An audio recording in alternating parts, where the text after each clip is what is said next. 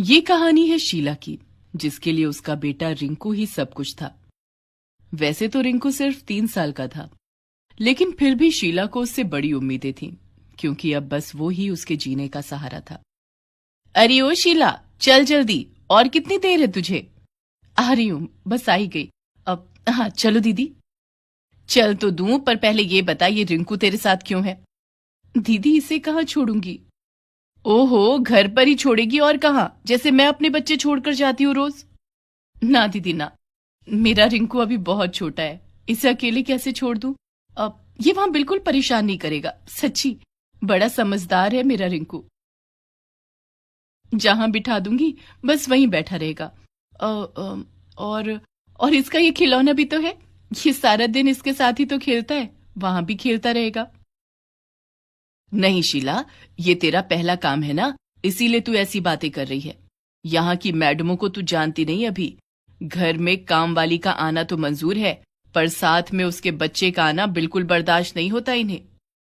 अरे तब तो बड़ी मुश्किल हो जाएगी दीदी, मैं अपने रिंकू को अकेला छोड़कर तो नहीं जा सकती। अब क्या करूं मैं? तू परेशान मत हो, ऐसा कर, इसे मेरे घर पर छोड़ दे। मेरी बड़ी बेटी मीना है वहां, अपनी छोटी बहनों के साथ साथ इसे भी संभाल लेगी। लेकिन दीदी अगर ये रोया तो? बच्चे तो रोते ही हैं और फिर चुप भी हो जाते हैं। देख शीला, अब तेरा पति तो है नहीं कमाने के लिए, तो तुझे ही सब देखना होगा ना, और इसके लिए तुझे रिंकू को भी थोड़ा मजबूत बनाना होगा। शीला के पति रमेश को गुजरे अभी बस 1 महीना ही हुआ था, लेकिन इस 1 महीने में ही सब कुछ बदल गया। घर में जो भी पैसे थे वो रमेश के अंतिम संस्कार और फिर 1 महीने के खाने पीने में खर्च हो गए। अब शीला के पास खुद जाकर काम करने के सिवाय और कोई चारा नहीं था। भारी दिल से वो रिंकू को सविता के घर छोड़कर काम पर चली तो गई, लेकिन उसका मन काम में बिल्कुल भी नहीं लग रहा था। अरे शीला, पानी कब से बह रहा है? ध्यान कहाँ है तुम्हारा? माफ कर दीजिए मालकिन। काम का पहला दिन है तुम्हारा और तुम ऐसे काम कर रही हो। देखो, अगर काम अच्छे से करोगी तभी मैं रखूंगी तुम्हें, वरना नहीं। नहीं मालकिन, दोबारा ऐसा नहीं होगा। मुझे काम से मत हटाइए, मुझे इस काम की बहुत जरूरत है। अपने रिंकू के लिए मुझे ये काम करना ही है। ठीक है, अब वक्त बर्बाद मत करो और फटाफट सारा काम निपटाओ। शीला काम तो कर रही थी, लेकिन उसे हर पल रिंकू की चिंता खाई जा रही थी। उधर रिंकू का भी शीला के बिना रो रो कर बुरा हाल था। वो पहली बार अपनी माँ से इतनी देर के लिए दूर था और इसीलिए वो बस रोए ही जा रहा था। ओफो, कितना रोता है ये, शायद इसे भूख लगी होगी। अब सुनो, तुम दोनों जरा रिंकू का ध्यान रखना, मैं अभी रसोई से इसके लिए दूध लेकर आती हूँ। अपनी छोटी बहनों पर रिंकू की जिम्मेदारी छोड़कर मीना रसोई में चली गई और उसके जाते ही रिंकू रोता हुआ घर से बाहर आ गया। उसका खिलौना भी उसके हाथ में ही था। मीना की छोटी बहनें खेलने में मस्त थीं, तो उन्होंने रिंकू पर बिल्कुल ध्यान नहीं दिया। 3 साल का मासूम रिंकू रोता हुआ मेन रोड पर आ पहुंचा, जहां बहुत तेज ट्रैफिक चल रहा था। वो रोते हुए बस अपनी माँ को ही पुकारे जा रहा था। फिर अचानक वो बेहोश होकर जमीन पर गिर पड़ा। उधर शीला को जैसे ही रिंकू के गायब होने का पता चला, उसके पैरों तले जमीन न रही। ये क्या कह रही हो दीदी? कहाँ चला गया मेरा रिंकू? वो बस 3 साल का ही तो है, इतना छोटा बच्चा अकेले कहाँ जा सकता है? मैंने आपके भरोसे छोड़ा था उसे, मुझे कुछ नहीं पता। मुझे मेरा रिंकू ला कर दो, अभी ला कर दो। अब माफ कर दे शीला, अब मीना बता रही थी कि वो तुझे याद करके बहुत रो रहा था, शायद तुझे ढूंढने ही निकल गया वो घर से। शीला और सविता ने आसपास का पूरा इलाका छान मारा, लेकिन रिंकू उन्हें कहीं दिखाई नहीं दिया। पुलिस स्टेशन जाकर भी कोई फायदा नहीं हुआ, रिंकू का कहीं कोई अता पता नहीं था। शीला पागलों की तरह दिन रात बस रिंकू की तलाश में रहने लगी। हालत ये हो गई कि ना तो अब उसे खाने की सुध थी और ना ही पीने की। तेरा रिंकू मिल जाएगा शीला, तू देखना, तूने 3 दिनों से कुछ नहीं खाया है। ले अब खाना खा ले, फिर मिलकर रिंकू को ढूंढने चलेंगे। ये आलू की सब्जी है ना, मेरे रिंकू को बहुत पसंद है दीदी, इसे ले जाकर रख दो। जब मेरा रिंकू आएगा तो उसे अपने हाथों से खिलाऊंगी। हाँ, ले जाओ इसे, और ये पानी भी ले जाओ, मेरे रिंकू को प्यास भी तो लगी होगी ना। शीला के चेहरे पर कुछ अलग ही भाव थे, जिन्हें देखकर सविता घबरा गई। उसने शीला से आगे कुछ भी नहीं कहा और चुपचाप वहां से चली गई। रिंकू की याद में शीला ने अपना मानसिक संतुलन खो दिया था। अब ना तो वो काम पर जा रही थी और ना ही अपने घर।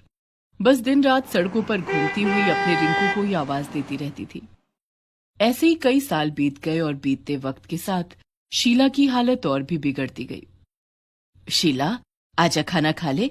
देख, मैंने आलू के पराठे बनाए हैं, चल जल्दी से खा ले, फिर तुझे दवाई भी तो खानी है। रिंकू, आजा, जल्दी आजा बेटा। देख, आलू के पराठे हैं। अब अपनी माँ को और परेशान मत कर। रिंकू, ओ रिंकू, देखो ना दीदी कितना बदमाश हो गया है। कब से बुला रही हूं, आता ही नहीं है। पता नहीं कहाँ जाकर छिप गया है।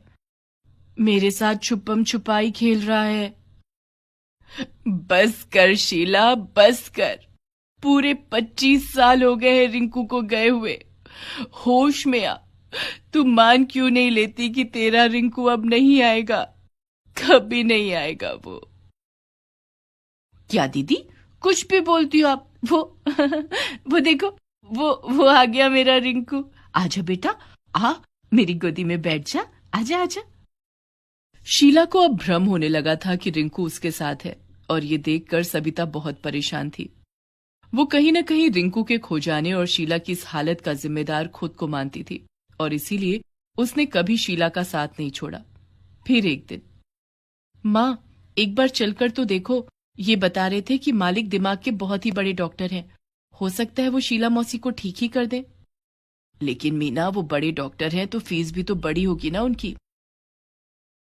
नहीं माँ, मालिक जितने बड़े आदमी हैं उतने ही भले इंसान भी हैं। इन्होंने पहले ही सारी बात कर ली है। वो शीला मौसी का इलाज मुफ्त में करने के लिए तैयार हैं।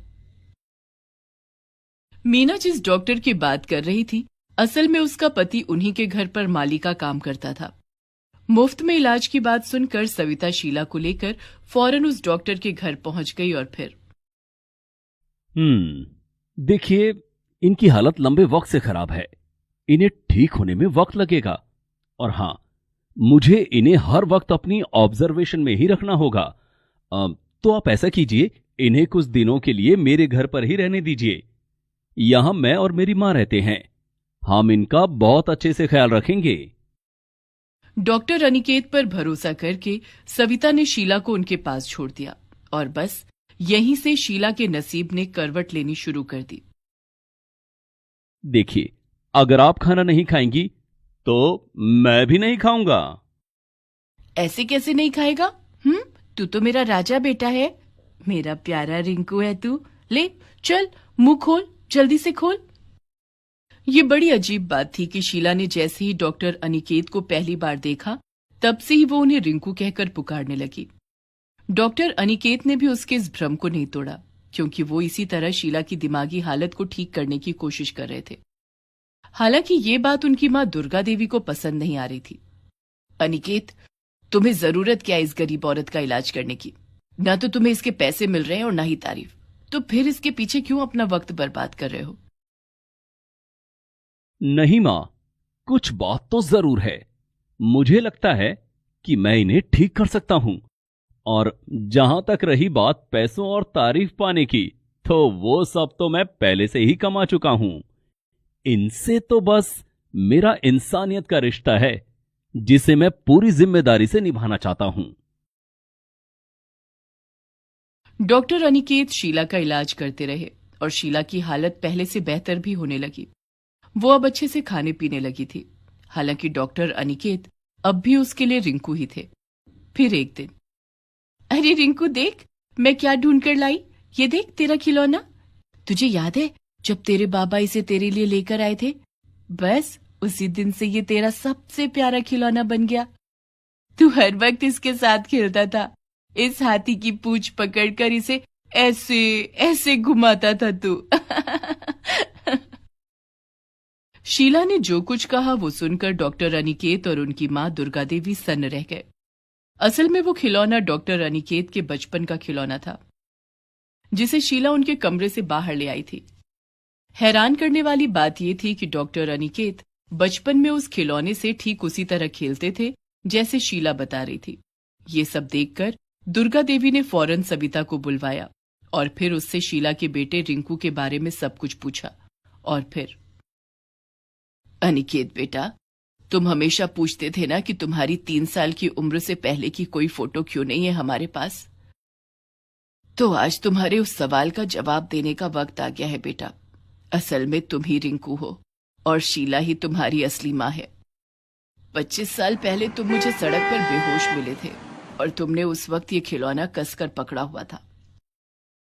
मैं तुम्हें अपने साथ ले आई और तुम्हें वो सब देने की कोशिश की जिसकी तुम्हें जरूरत थी, और तुमने भी बेटा बनकर मुझे हर वो खुशी दी जिसकी मैंने तुमसे उम्मीद लगाई। लेकिन अब समय इस माँ का है जो इतने सालों से तुम्हारा इंतजार कर रही है। सारी सच्चाई जानने के बाद डॉक्टर अनिकेत की आंखों में आंसू आ गए। उन्होंने सबसे पहले जाकर शीला के पैर छुए और फिर उसे गले लगाते हुए कहा, मैं आ गया माँ, तुम्हारा रिंकू वापस आ गया, और अब मैं कभी तुम्हें अकेला छोड़कर नहीं जाऊंगा। शीला अपने रिंकू को गले लगाकर बस मुस्कुरा रही थी, क्योंकि उसे कुछ कहने की जरूरत ही नहीं थी। ये उसके विश्वास की जीत थी जिसने उसकी बदनसीबी को खुशनसीबी में बदल दिया था।